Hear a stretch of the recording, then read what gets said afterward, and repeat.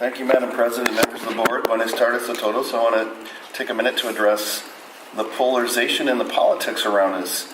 It was a year ago at this regular meeting I relayed to you all that the Southern Poverty Law Center found toxic political rhetoric invading elementary, middle, and high schools and emboldening children to make racist taunts and leave others bewildered and anxious. A number of climate issues in schools. And I want to remind everybody this won't be tolerated in our schools by anyone, young or old. Our district prides itself in being proactive in addressing good citizenship and affirmative in supporting and empowering our students and their families. We are a values-driven organization that believes that we can disagree and still be respectful, that we can have dialogue without interrogation, that we can behave in a way that assumes the positive intent of others instead of distrust and contempt.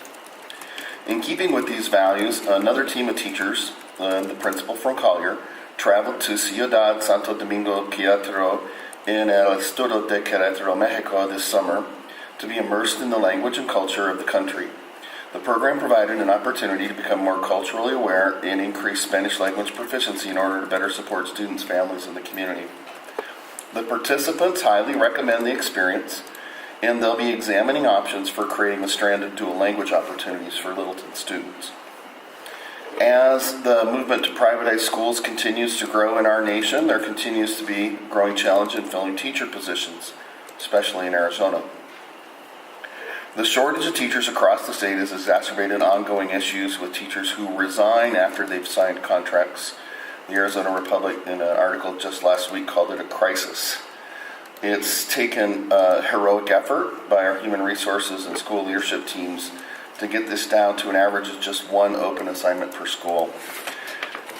This does mean, however, there may be openings at the opening of the school year with 7 or 8 unfilled teaching positions, the majority of those in typically hard to fill positions.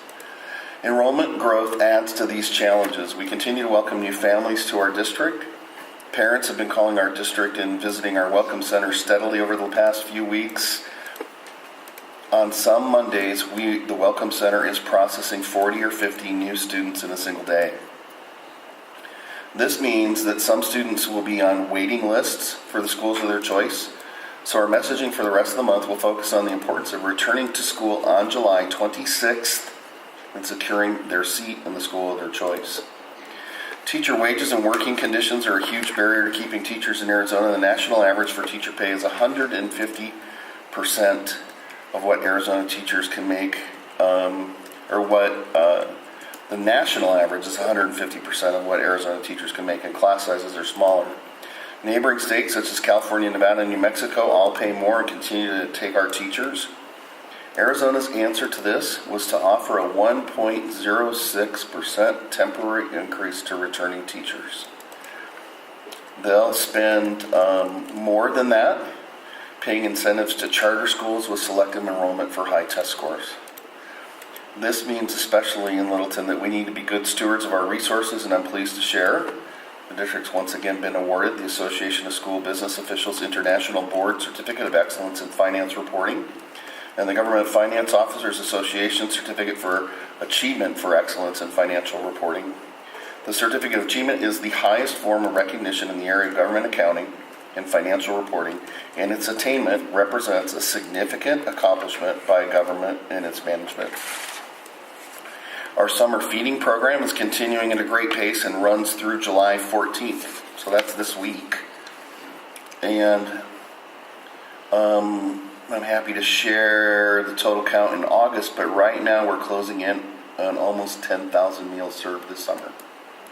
The summer's gone fast, and it's hard to believe our teachers return next week. We have special sessions for first, second, and third year teachers to provide support they need to become effective. All of the remaining senior teaching staff reports to schools on Thursday, July 20th, and training continues for all staff right up to the start of school. Our campus will be busy with parents and students getting ready to start the new school year on our Meet the Teacher Night, Monday, July 24th, and our annual staff kickoff event and keynote is on July 25th, featuring Dr. Adam Sainz and the Power of a Teacher. Opening day for the 2017-18 school year is Wednesday, July 26th. So when we meet again, we will be finishing up our second week of school. In closing, I'd like to encourage everybody, teachers, support staff, parents, even our vendors, to continue advocating for students in our community. In Littleton, we believe in choices within our community, not in choices instead of our community. We believe every child is capable of some form of success without exception.